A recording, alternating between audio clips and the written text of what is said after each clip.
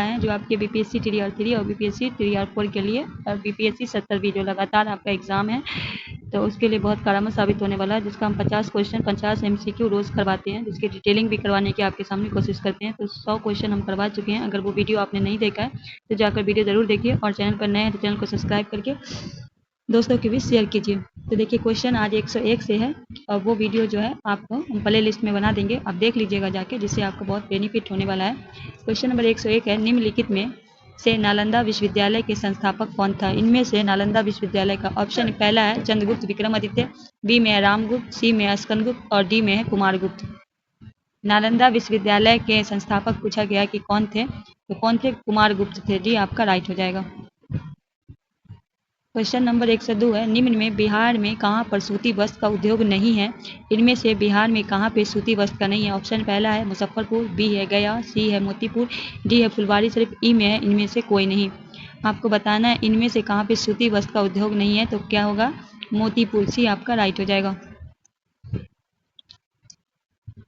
Question number 103 है, निम्नलिखित में बिहार में बौद्ध विहार का प्राचीनतम केंद्र कहाँ था? नालंदा, विक्रमशिला, उदंतपुरी।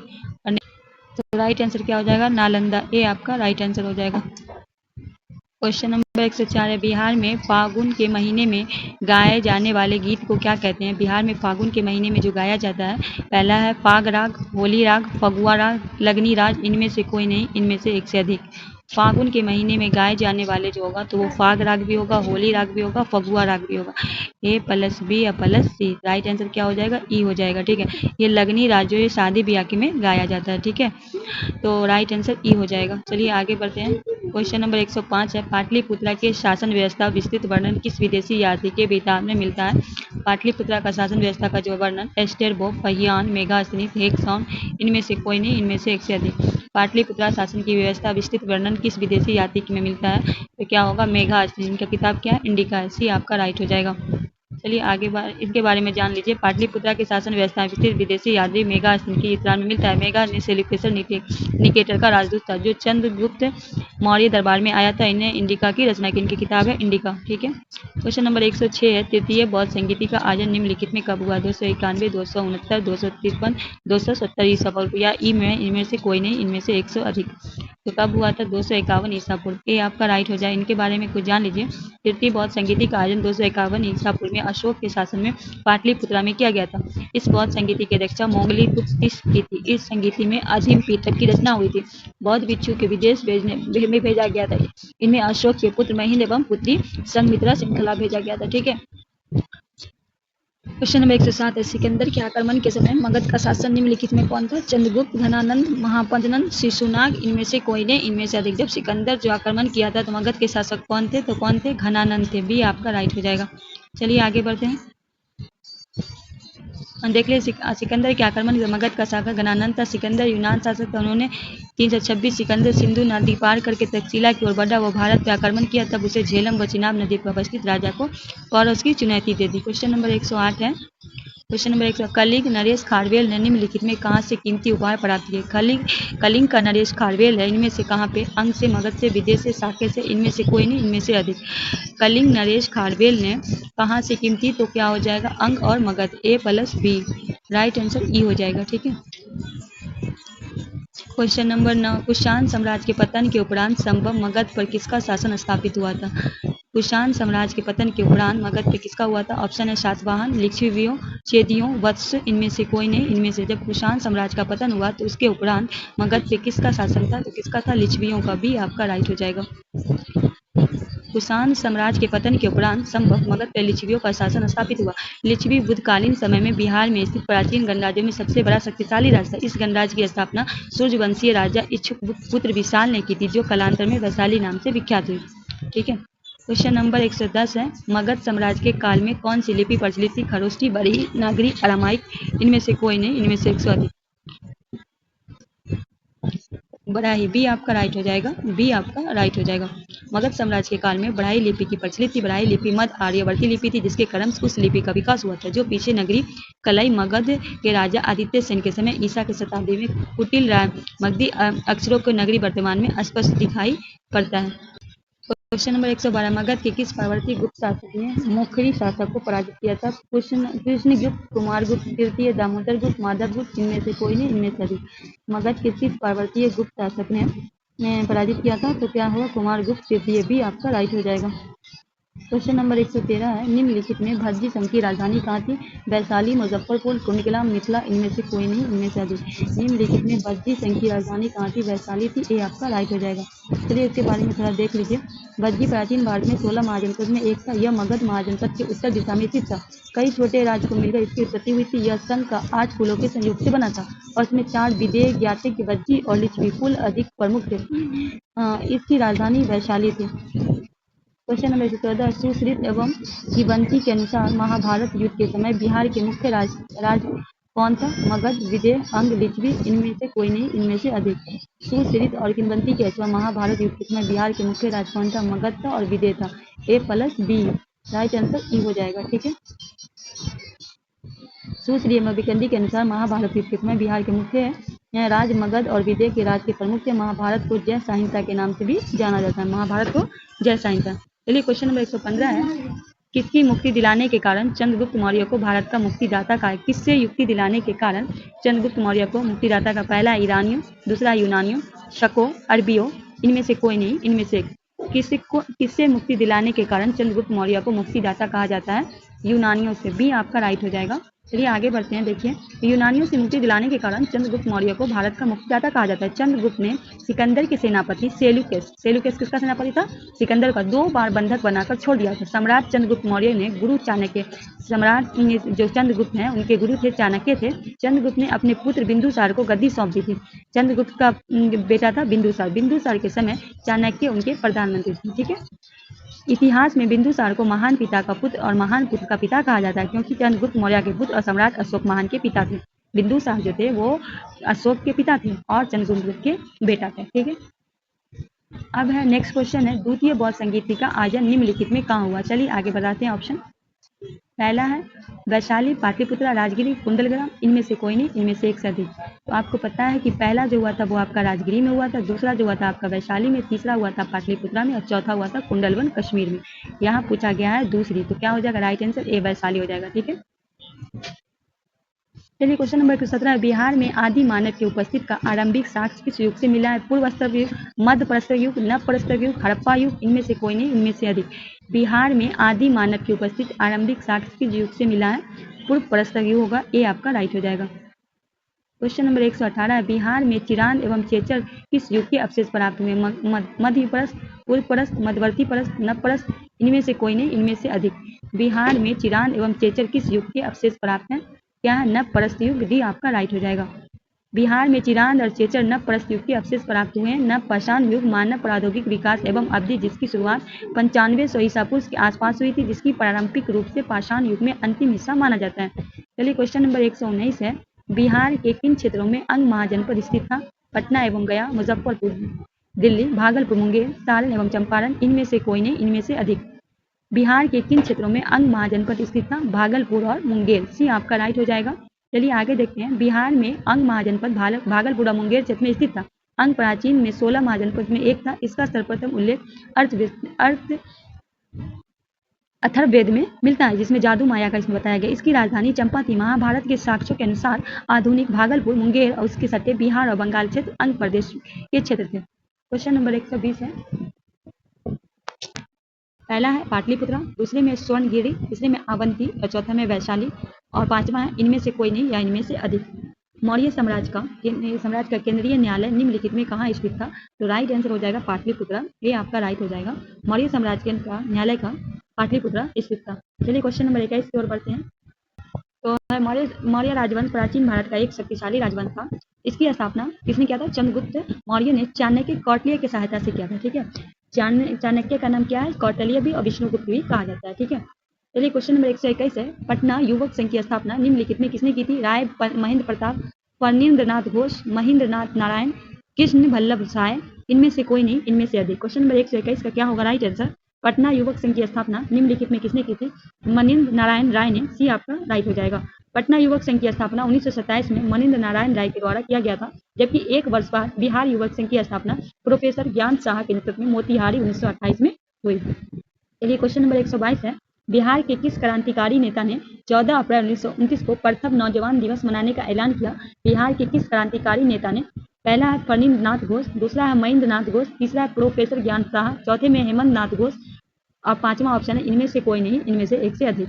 बिहार के किस क्रांतिकारी नेता ने 14 अप्रैल 1929 को प्रथम नौजवान दिवस मनाने का घोषणा किया? तो प्रोफेसर ज्ञान साहा, सी आपका राइट हो जाएगा।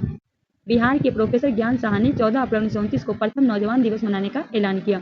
चलिए आगे बढ़ते हैं। क्वेश्चन नंबर 123 है, पटना में हसन इमाम की अध्यक्षता में कब एक सभा हुई जिसमें खलीफा प्रति मित्र देश द्वारा उचित व्यापार के लिए लोकमत बनाने की बात कही? पटना में हसन इमाम की अध्यक्षता में एक बार सभा हुई थी जिसमें खलीफा के प्रति मित्र देश द्वारा उचित व्यापार बनाने की लोकमत बनाने की बात कही गई थी। 16 फरवरी 1919 को, 16 मार्च 1919 को, 16 अप्रैल 1920 को, 16 मई 1920 को, इनमें से कोई नहीं, इनमें से एक से अधिक। क्वेश्चन नंबर 123 का क्या होगा राइट आंसर? 16 फरवरी 1919 को, ए आपका राइट हो जाएगा।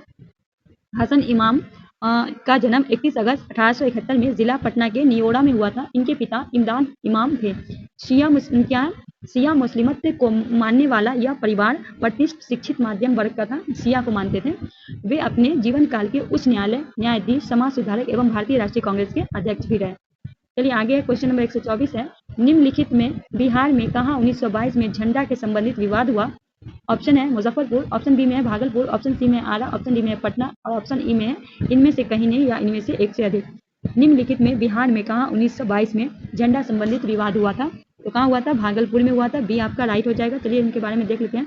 भागलपुर में फरवरी 1922 में खादी वस्त्र को औद्योगिक प्रदर्शनी सैंडिस कंपाउंड में लगाई गई थी जिसमें ठेकेदार के सजावट के लिए राष्ट्रीय झंडा व्यापार किया था।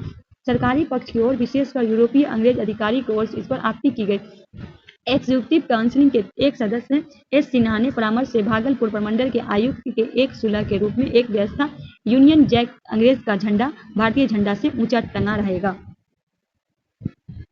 किंतु भागलपुर जो के नगर निगम ने तत्कालीन चेयरमैन कौन थे? रामेश्वर नारायण अग्रवाल ने सैंडिस कंपाउंड के ऊंचे टीले पर भारतीय तिरंगा को यूनियन जैक के मुकाबले काफी ऊंचा करके लहरा दिया। एस सिन्हा उस समय भागलपुर की यात्रा पर थे। तत्कालीन दैनिक अखबार सर्च लाइट में इस पर एक अशाई भी टिप्पणी लिखी, यदि स्वराज झंडा उतार लिया जाता है तो उसे घोर अपमान समझा जाएगा। इस पर भागलपुर की जनता ने भारी रोष हुआ। इसके परिणाम स्वरूप औद्योगिक प्रदर्शनी भंग हो गई। हालांकि सरकार ने इस पर हंगामा खड़ा कर दिया। अंग्रेजी पदाधिकारी को आपात बैठक बुलाई गई। बिहार काउंसिल सदस्य एस सिन्हा ने स्थिति की रक्षा की ओर कहा, जब तक हमारी राष्ट्रीय आकांक्षा साम्राज्य के अंतर्गत स्वराज प्राप्त नहीं करता है तब तक यूनियन जैक को उत्तोलन में आपत्ति नहीं हो सकती है। फिर भी राष्ट्रवादी क्षेत्र में यह व्यवस्था अपमानजनक मानी गई और पटना मुख्यालय में एक तार भेजकर यह शिकायत की गई कि अपने आप को अपमानित समझे थे। स्वतंत्रता प्राप्ति के बाद प्रथम प्रधानमंत्री नेहरू कौन? जवाहरलाल नेहरू भागलपुर आए तो इसी टीले पे ऊपर भारतीय तिरंगा फहराया और भागलपुर की जनता को संबोधित किया। क्वेश्चन नंबर 125 है, असहयोग आंदोलन के दौरान प्रिंस ऑफ वेल्स की यात्रा कब हुई? 19-20 ए में 19-20 दिसंबर 1921 में, बी में 22 से 23 दिसंबर 1927 को, सी में 19 से 20 दिसंबर 1920 को और डी में 22 से 23 दिसंबर 1920 को। ई में इनमें से कोई नहीं, इनमें से एक से अधिक। क्वेश्चन नंबर 125 का क्या होगा? 22-23 दिसंबर 1921 में, बी आपका राइट हो जाएगा। सितंबर 1920 में से 22 के बीच महात्मा गांधी तथा भारतीय राष्ट्रीय कांग्रेस के नेतृत्व में असहयोग आंदोलन चलाया गया, जिसमें भारतीय स्वतंत्र आंदोलन में एक नई जागृत पैदा की। असहयोग आंदोलन के दौरान 5 फरवरी 1922 में चौरा-चौरी घटना के बाद गांधी जी ने इस आंदोलन को वापस ले लिया। क्वेश्चन नंबर 126 है, मुल्ला तकिया की यात्रा वृत्तांत किस शासन के समय लिखा गया जो बिहार के संबंध में विस्तृत जानकारी देता है? मुल्ला तकिया की यात्रा वृत्तांत किस शासक के समय लिखा गया था? पहला है बाबर, दूसरा है मोहम्मद बिन तुगलक, तीसरा है अकबर, चौथा है शाहजहां और पांचवा इनमें से कोई नहीं, इनमें से एक से अधिक। राइट आंसर हो जाएगा अकबर, जी आपका राइट हो जाएगा। मुल्ला तकिया का यात्रा वृत्तांत मुगल अकबर के समय लिखा गया था जो बिहार के संबंध विस्तृत जानकारी देता है। इनका जन्म 5 अक्टूबर 1542 को अमरकोट पाकिस्तान में हुआ था। इनकी मृत्यु 27 अक्टूबर 1605 में फतेहपुर सीकरी में हुआ था। इनका मकबरा आगरा के सिकंदराबाद 119 एकड़ में फैला हुआ है। इस मकबरे का निर्माण अकबर ने शुरू करवाया था और उनके बेटे जहांगीर ने निर्माण पूरा करवाया था। शुरू किसने करवाया था? अकबर ने करवाया था, ठीक है। चलिए आगे बढ़ते हैं। क्वेश्चन नंबर 127 है, बिहार में शांति व्यवस्था स्थापित करने के बाद राजा मानसिंह ने उड़ीसा पर कब आक्रमण किया? बिहार में शांति व्यवस्था स्थापित करने के बाद ऑप्शन है 1590, ऑप्शन बी में 1595, ऑप्शन सी में 1596, ऑप्शन डी में 1599, ऑप्शन ई में है इनमें से कोई नहीं या इनमें से एक से अधिक। क्वेश्चन नंबर 127 का क्या होगा राइट आंसर? बिहार में शांति व्यवस्था स्थापित करने के बाद राजा मानसिंह ने उड़ीसा पर आक्रमण किया 1590, ए आपका राइट हो जाएगा। आज 150 क्वेश्चन टोटल हो जाएगा, 50-50 का हम सेट करवा रहे हैं। चलिए इसके बारे में थोड़ा हम देख लेते हैं। बिहार में शांति व्यवस्था स्थापित करने के बाद राजा मानसिंह ने ओडिशा पर 1590 में आक्रमण किया। राजा भवंत दास ने उनके पिता थे, वो अकबर के सेनापति थे। उन्होंने अजमेर के मुख्य महल का निर्माण करवाया। क्वेश्चन नंबर, अजमेर के मुख्य महल का निर्माण किसने करवाया? मानसिंह ने, ठीक है। सेनापति थे वो, किसके सेनापति थे? अकबर के। चलिए क्वेश्चन नंबर 128 है, राजा मानसिंह को बिहार प्रांत का प्रांतीय किसने नियुक्त किया? क्या राजा मानसिंह को बिहार प्रांत का प्रांतपति किसने नियुक्त किया था? औरंगजेब, हुमायूं, अकबर, जहांगीर, इनमें से कोई नहीं, इनमें से अधिक। राजा मानसिंह को बिहार का प्रांतपति किसने नियुक्त किया? अकबर के द्वारा नियुक्त किया। सी आपका राइट हो जाएगा। क्वेश्चन नंबर 129 है, इल्तुतमिश ने 1225 के आसपास निम्नलिखित में किसे पराजित कर बिहार का अधिकार किया? इल्तुतमिश ने 1225 के आसपास निम्नलिखित में किसे? पहला मलिक अलाउद्दीन जानी, बी है दौलत खां खिलजी, सी है हशमुद्दीन इवाज खिलजी और डी है हसन अली। ई में है इनमें से कोई नहीं, इनमें से अधिक। तो इल्तुतमिश ने 1225 में आसपास जो है हसमुद्दीन इवाज अली को पराजित करके बिहार पर अधिकार किया। सी आपका राइट हो जाएगा। इल्तुतमिश ने 1225 के आसपास हसमुद्दीन इवाज खिलजी को पराजित करके बिहार का अधिकार किया। इल्तुतमिश का मकबरा दिल्ली में स्थित है, जो एक कक्षीय मकबरा है। इल्तुतमिश ने बदायूं में जामा मस्जिद एवं नागौर के तारकिन के दरवाजा और अजमेर की मस्जिद का निर्माण इल्तुतमिश ने करवाया, ठीक है। क्वेश्चन नंबर 130 है, सासाराम किसके मकबरे के लिए प्रसिद्ध है?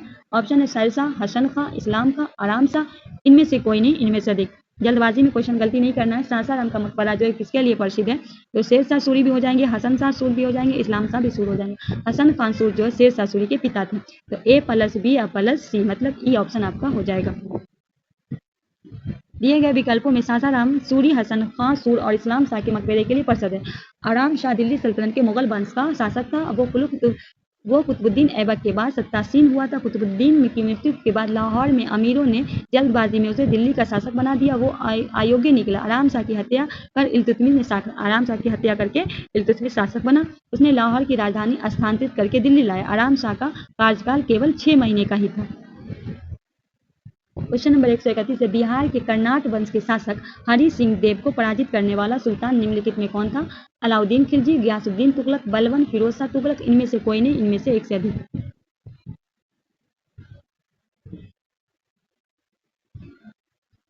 क्वेश्चन नंबर 131 का क्या होगा? बिहार के कर्नाट वंश शासक हरि पराजित करने वाला सुल्तान निम्नलिखित में कौन था? गयासुद्दीन तुगलक। भी आपका राइट हो जाएगा। बिहार के कर्नाट वंश के शासक हरि सिंह देव को पराजित करने वाला सुल्तान गयासुद्दीन तुगलक था। गयासुद्दीन तुगलक दिल्ली सल्तनत में तुगलक वंश का शासक था। गाजी मलिक या तुगलक गाजी गयासुद्दीन तुगलक के नाम से 1320 में दिल्ली के गद्दी पर बैठा था। इसे तुगलक वंश की संस्थापक भी माना जाता है। किसे? गयासुद्दीन तुगलक। और इतिहासकार के अनुसार इसने कुल 29 बार मंगोल पर आक्रमण विफल हुआ। इसने 29 बार मंगोल पर आक्रमण को विफल किया था। किसने? गयासुद्दीन तुगलक ने। इनको बलबन नाम से भी जाना जाता है। 132 है, निम्नलिखित में किस प्रकार की भूमि को अपरहत भूमि कहा जाता है? बिना जोती हुई भूमि, संचित भूमि, घने जंगल वाली, जोती हुई भूमि, इनमें से कोई नहीं, इनमें से अधिक। निम्नलिखित में किस प्रकार की भूमि को अपरहत भूमि कहा जाता है? बिना जोती हुई भूमि। ये आपका राइट हो जाएगा। क्वेश्चन नंबर 133 है, कलिंग नरेश खारवेल का संबंध निम्नलिखित में किस वंश से था? महावेदन वंश से, चेदी वंश से, सातवाहन वंश से, रथभोजक वंश से, इनमें से कोई नहीं, इनमें से अधिक। कलिंग नरेश खारवेल का जो है किस वंश से था? चेदी वंश से। बी आपका राइट हो जाएगा। कलिंग नरेश खारवेल का संबंध चेदी वंश था। कलिंग में चेदी राजवंश के संस्थापक महादेव वर्धन नामक व्यक्ति था, अतः इस वंश का नाम महावेदन वंश भी पड़ गया। और इस वंश को सर्वाधिक शक्तिशाली राजा, इस वंश का जो शक्तिशाली कौन था? खारवेल था, चेदी वंश का। क्वेश्चन नंबर 134 है, अंग महाजनपद की राजधानी निम्नलिखित में कहाँ थी? गया, गिरिवज, वैशाली, चंपा, इनमें से कोई नहीं, इनमें से अधिक। अंग महाजनपद की राजधानी पूछी गई है तो कहाँ थी? तो चंपा थी। डी आपका राइट हो जाएगा। महाभारत के साक्ष्यों के अनुसार मगध के पूर्व में था। यह वर्तमान बिहार के मुंगेर और भागलपुर जिले में है। इसकी राजधानी चंपा थी। चंपा उस समय भारतवर्ष में सबसे प्रसिद्ध नागरिकों में से थी। मगध के साथ हमेशा संघर्ष होता रहा और अंत में मगध इस राज्य को पराजित कर अपने में मिला लिया था। क्वेश्चन नंबर 135 है, सेलुकस निकेटर का राजदूत मेगास्थनीज पाटलिपुत्रा का आगमन हुआ था 315, 305, 311, 320, इनमें से कोई नहीं, इनमें से एक। सेल्यूकस निकेटर का कौन था? राजदूत था। मेगास्थनीज जिसने इंडिका लिखा, जिनकी बुक है इंडिका, ठीक है, इंडिका ये चंद्रगुप्त मौर्य के दरबार में आया था। तो इनका जो आगमन हुआ था ये हुआ था 315 ईस्वी। ये आपका राइट हो जाएगा। चलिए इनके बारे में, यह सेलुकस निकेटर का राजदूत था जो चंद्रगुप्त मौर्य के दरबार में आया था। मेगास्थनीज का पाटलिपुत्र आगमन 315 ईसा पूर्व में हुआ था। दरअसल यूनानी सामान सिलुकेसर राज विस्तार के इच्छा से 305 में पूर्व भारत पे आक्रमण किया, किंतु उसे संधि करने पर बेबस होना पड़ा। संधि के अनुसार मेगास्थनीज नाम का राजदूत चंद्रगुप्त के दरबार में आया। वह कई वर्षों तक चंद्रगुप्त के दरबार में रहा। उसने जो कुछ भारत में देखा उसका वर्णन उसे इंडिका नामक पुस्तक में लिखा। वह लिखता है कि भारत का सबसे बड़ा नगर पाटलिपुत्र है। यह नगर गंगा और सोन के संगम पर बसा है। इसकी लंबाई 9.5 मील और चौड़ाई 2.25 मील है। नगर के चारों ओर एक दीवार है जिसमें 64 द्वार और 570 दुर्ग बने हैं। नगर के अधिकांश मकान लकड़ी के बने हैं। क्वेश्चन नंबर 136 है, तृतीय बौद्ध संगीति की अध्यक्षता निम्नलिखित में किसने की थी? अर्थघोष, मंगलितिपुष, महाकश्यप, वसुमित्र, इनमें से कोई नहीं, इनमें से एक से अधिक। तृतीय बौद्ध संगीति की अध्यक्षता किसने किया था? मंगोलित पुत्तिस के द्वारा किया गया था। बी आपका राइट हो जाएगा। यह परिषद सम्राट अशोक के संरक्षण में पाटलिपुत्रा अशोकाराम बिहार में 250 ईसा पूर्व को आयोजित हुई थी। इस परिषद की अध्यक्षता मंगोलितिपुष ने की थी और इसकी परिषद के तीसरे पीठक अधिगम पीठक को जोड़ा गया। क्वेश्चन नंबर 137 है, बिहार में देवनाथ में प्राप्त अभिलेख में 3 पर्वतीय गुप्त शासकों को देवगुप्त, विष्णुगुप्त और किनका नाम अंकित है? कुमारगुप्त प्रथम, जीवितगुप्त प्रथम, जीवितगुप्त द्वितीय या कुमारगुप्त द्वितीय। ई में है, इनमें से कोई नहीं, इनमें से अधिक। बिहार में देवनाथ के प्राप्त अभिलेख में 3 पावर्ती गुप्त शासकों, एक है देवगुप्त, दूसरे है विष्णुगुप्त और तीसरे का नाम आपको बताना है। तो जीवितगुप्त प्रथम, बी आपका राइट हो जाएगा। क्वेश्चन नंबर 138 है, पावापुरी के संबंध निम्नलिखित में किससे है? भगवान महावीर के जन्म स्थल से, भगवान महावीर का निर्वाण से, भगवान बुद्ध के कर्म क्षेत्र से, भगवान के महावीर के कर्म क्षेत्र से। इनमें से कोई नहीं, इनमें से अधिक। पावापुरी का संबंध निम्नलिखित में किसके? भगवान महावीर के निर्वाण से। बी आपका राइट हो जाएगा। भगवान महावीर का 527 ईसा पूर्व 72 वर्ष की आयु में बिहार के नालंदा जिले पावापुरी राजगीर में कार्तिक कृष्ण अमावस्या के निर्माण मोक्ष प्राप्त हुआ था। भगवान महावीर जैन धर्म के 24वें तीर्थंकर थे। इनका बचपन का नाम वर्धमान था। क्वेश्चन नंबर 139, निम्नलिखित में गुप्तकालीन मोहरे कहाँ से प्राप्त हुई है? राजगीर से, वैशाली से, सासाराम से, मुंगेर से। इनमें से कोई नहीं, इनमें से अधिक। निम्नलिखित में गुप्तकालीन मोहरे कहाँ से प्राप्त हुई है? सासाराम से। सी आपका राइट हो जाएगा। नंबर 140 है, नंद वंश की स्थापना निम्नलिखित में किसने की थी? महापद्नंद ने, कर्णवर्ध ने, घनानंद ने, नागदशक ने। इनमें से कोई नहीं, इनमें से अधिक। नंद वंश की स्थापना निम्नलिखित में महापद्नंद के द्वारा किया गया था। ये आपका राइट हो जाएगा। नंद वंश की स्थापना महापद्नंद ने की थी। नंद वंश प्राचीन भारत का एक राजवंश था। चक्रवर्तीय सम्राट महापद्नंद के निकटवर्ती सभी राजाओं को जीतकर एक विशाल साम्राज्य की स्थापना की। एक केंद्रीय शासक की व्यवस्था लागू की, इसलिए सम्राट महापद्नंद को केंद्रीय शासन पद्धति का जनक कहा जाता है। क्वेश्चन नंबर 141 है, चीनी यात्री इत्सिंग ने बिहार का भ्रमण निम्नलिखित में कब किया? 405 ईसा में, 635 ईसा पूर्व में, 673 में, 690 में। ई में, इनमें से कोई नहीं, इनमें से अधिक। चीनी यात्रा इत्सिंग ने बिहार में भ्रमण निम्नलिखित में कब किया?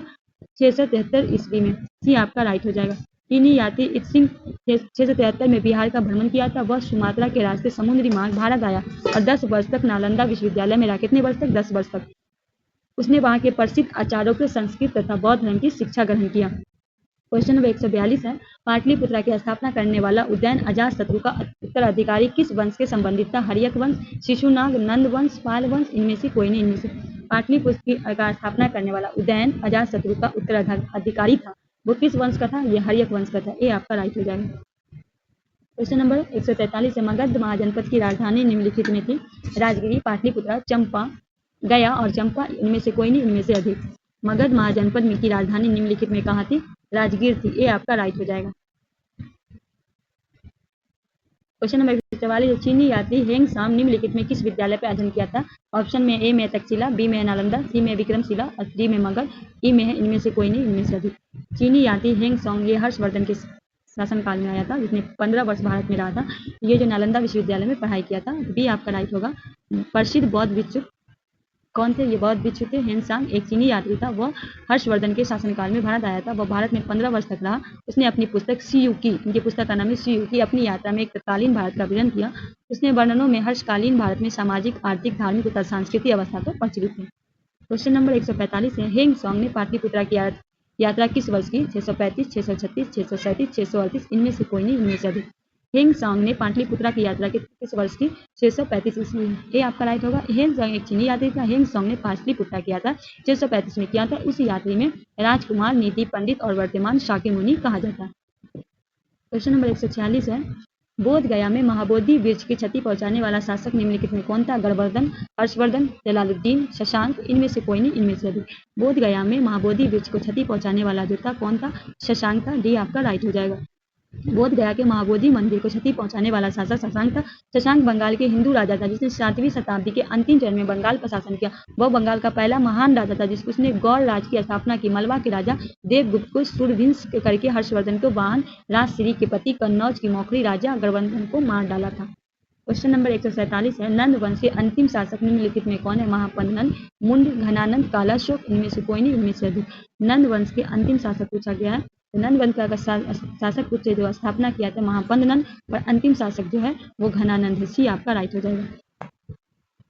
क्वेश्चन नंबर 148 है, निम्नलिखित में भगवान बुद्ध को ज्ञान की प्राप्ति हुई थी? राजगीर में, वैशाली में, नालंदा में, बोधगया में। आपको बताना है भगवान बुद्ध को ज्ञान की प्राप्ति कहाँ हुई थी? बोधगया में। डी आपका बोधि वृक्ष के नीचे हुई थी, निर्जना नदी के किनारे। तो डी आपका राइट हो जाएगा। डी आपका राइट होगा। दिए गए विकल्प भगवान बुद्ध की ज्ञान की बोध गया कि निर्जना फल्गु नदी के किनारे वैशाख पूर्णिमा को रात में हुआ था। ज्ञान की प्राप्ति के बाद बुद्ध फैलाया, उन्हें पहला उपदेश कहाँ दिया था? सारनाथ में। क्वेश्चन नंबर 149 आए, भारत भ्रमण पर आए हेंग सांग किस नगर की विस्तृत विवरण अपने यात्रा वृत्तांत में किया? पाटलिपुत्रा, वैशाली, मुंगेर, भागलपुर, इनमें से कोई नहीं, इनमें से अधिक। भारत भ्रमण आए हेंग सांग जो हर्षवर्धन के शासन में आया था, उसने विस्तृत यात्रा में कहाँ का लिखा? पाटलिपुत्रा का। ए आपका राइट हो जाएगा। भारत में भ्रमण आए हेंग सांग ने पाटलिपुत्रा नगर की विस्तृत विवरण अपनी यात्रा वृत्त में लिखा। उसने अपनी पुस्तक सी युकी में अपनी यात्रा तथा तत्कालीन भारत का विवरण किया। क्वेश्चन नंबर 150 है, आज यहीं पर समाप्त करते हैं। तो क्या है? महाजनपद युग में पावापुरी निम्नलिखित में किसकी राजधानी थी? कोलिय गणराज्य की, लिच्छवी गणराज्य की, शाक्य गणराज्य की, मलवे गणराज्य की, इनमें से कोई नहीं, इनमें से अधिक। क्वेश्चन नंबर 150 का क्या होगा? महाजनपद काल में पावापुरी निम्नलिखित में किसकी राजधानी थी? तो मल गणराज्य की। डी आपका राइट हो जाएगा। महाजनपद युग में पावापुरी मल गणराज्य की राजधानी थी। यह भगवान महावीर का निर्माण प्राप्त हुआ था। महावीर स्वामी जैन धर्म के वास्तविक संस्थापक माने जाते हैं। हालांकि जैन धर्म में कितने 24 और अंतिम संस्थापक थे, ये 24 थे, सबसे अंतिम थे। दोस्तों आज के वीडियो को हम यहीं समाप्त करते हैं। क्वेश्चन अच्छा लगे तो लाइक करके दोस्तों के बीच शेयर कीजिएगा, अगर नए तो सब्सक्राइब कर दीजिएगा। मिलते हैं नेक्स्ट वीडियो में। कल जो है इससे आगे का लेके आएंगे 151 50 क्वेश्चन हम रोज लेके आते हैं। मिलते हैं नए वीडियो में, तब तक के लिए हमें दीजिए इजाजत। अल्लाह।